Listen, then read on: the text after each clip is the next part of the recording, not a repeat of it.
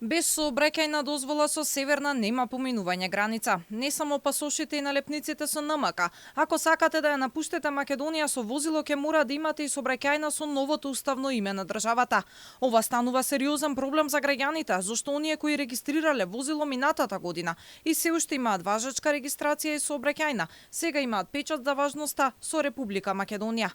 По вчерашното подсетување од МНР на само 3 дена пред истек на рокот дека треба да се променат и сообраќајните дозволи, граѓаните револтирани упатуваат остри критики зошто до сега не биле информирани и зошто при последна регистрација на возилото не им бил променет документот, па сега се изложени на дополнителен трошок.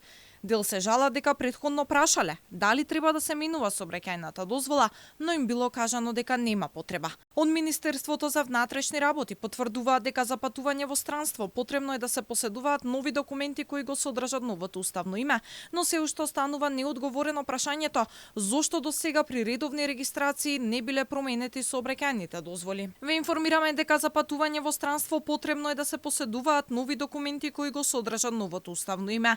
Во однос на договорите за реципрочно признавање на возачки дозволи со странски земји, истите продолжуваат да важат. Реципрочно признавање и замена на возачки дозволи врз основа на потпишан билатерален договор Македонија има со Албанија, Босна и Херцеговина, Германија, Италија, Косово, Србија, Црна Гора, Шпанија и Британија. Инаку, цена за менување на возачка дозвола е 390 денари, за регистарски таблици 1250 денари, а за сообраќајна дозвола 250 денари. Во однос на оние држави со кои имаме договор за влегување на туѓа територија, само со лична карта, дали со старите документи ќе може да се влезе во некој од балканските земји, од Министерството за надворешни работи немаат конкретен став. Дури сега комуницираат со Србија, Албанија, Црна Гора и Косово.